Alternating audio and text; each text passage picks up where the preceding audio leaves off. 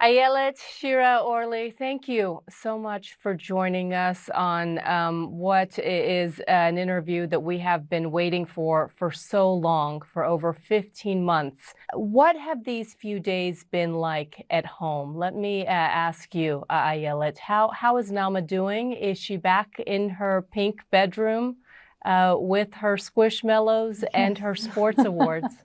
Yes, she's back in her room. Although she does prefer to sleep with her mom at nights, but she's back in her room and she's happy. She's doing well. She's very strong mentally and physically. I think her strength is what really helped her survive and keep alive. Slowly, she's, regaining her freedom and her confidence, and she's doing really well. And Shira, I know Liri marked her 20th birthday just a few days after she was freed. Daniela got engaged to her longtime boyfriend, Roy. What have these past few days been like for Daniela and Liri? Daniela, she's happy. She's happy to be free. I can see only the things on the ground. I mean, there are a lot of things under, and I'm sure that we can see them when the days go by. But for now, she's at home, she's free, and this is what's important. I know it is very important in terms of the healing process that your daughters all receive the privacy that they deserve as part of the recovery. But I do want to ask a little bit about what they experienced that day on October 7th, when they were bloodied, when they were bound and tied and harassed by the terrorists. They had seen 15 of their friends and fellow soldiers, spotters, killed before their eyes. And Naama had the visible wounds of a cut above her eye and I believe her heels as well. Did she receive any treatment while she was in captivity? Naama was wounded by shrapnel. She needed to dress her wounds by herself, and they were pretty bad. The first few weeks, she couldn't even walk. She got better slowly and by herself over time. Some of the shrapnels she took out by herself, and others are still there. And Orly, did your daughter tell you about the specific horrors that they endured that day on October 7th?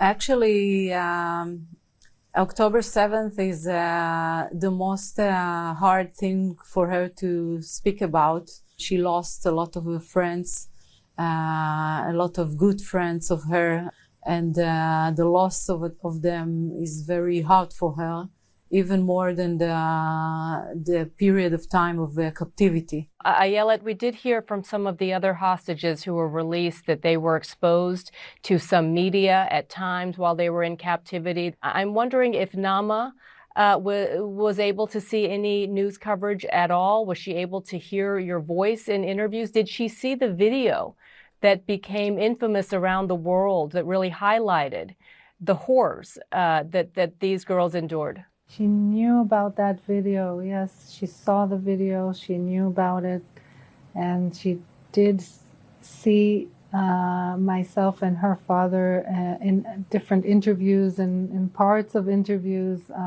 She heard sometimes on the radio her brother speaking, her grandfather speaking.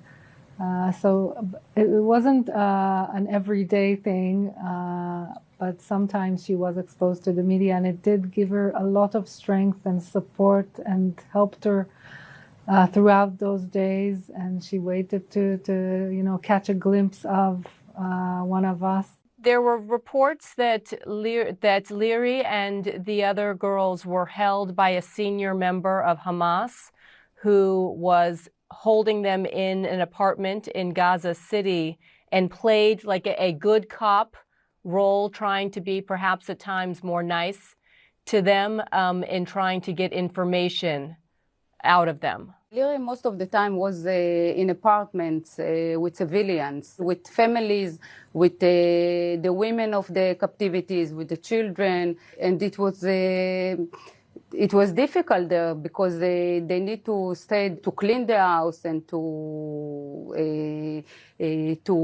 cook for them and to teach the children, to sit with the children and to try to teach them English. Even the children, the women, no one there expressed any sympathy to them? No, no. I know you saw, as the world did see, the horrible conditions the three men, Or Levy, Eli Sharabi, and Ohad Ben Ami, were in when they were released on Sunday, emaciated, weak, frail, doctors saying they suffered severe medical condition. As you said, their condition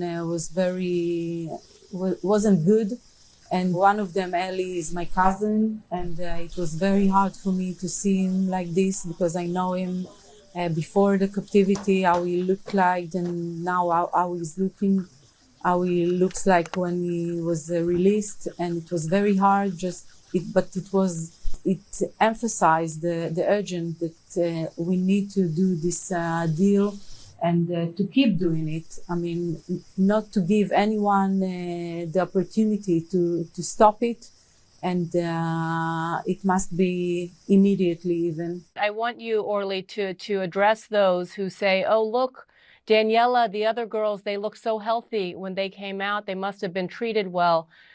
When you saw your cousin, how do you respond to those who say that perhaps their treatment wasn't as bad as many had feared? We saw it together, the first photo of Eli when he came out, and we just, both of us were crying. And she told me, Daniela told me, Mama, just know that if we were released 2 months ago, I looked like Eli. Because she also lose a lot of weight there, but in the 2 or 3 months they got more food. So if she was released 2 months ago, she was like him. Ayelet, and we spoke months ago when there was potentially a deal, a very similar deal on the table in last summer in July. I mean, you hear these words from Orly, and you can't help but think, your daughters could have been home sooner. They could have been home sooner. They should have been home sooner. Like my daughter Naama wrote on the helicopter from the Gaza border to the hospital on the day she was released, she wrote, "Thank you, President Trump." So I want to say, she knew that President Trump had a key role in forwarding and mobilizing this deal, and for her to come back. What I know is that the pressure is important, and it should go in the direction of continuing the deal and not breaking it, and bringing everybody home. This is the pressure we need. This is the deal that should be carried out completely and as soon as possible.